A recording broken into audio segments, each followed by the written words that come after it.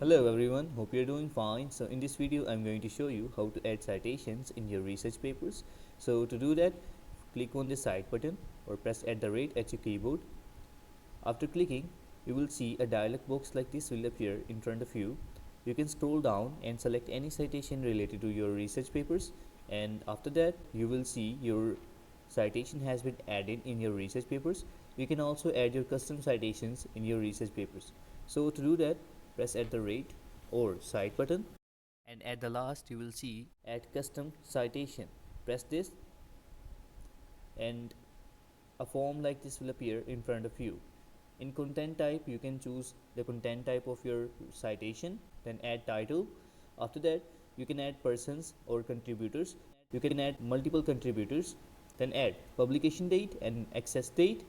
You can then add your URL and then the file name, and then just click on the save button. Hope you like this video. Have a good day.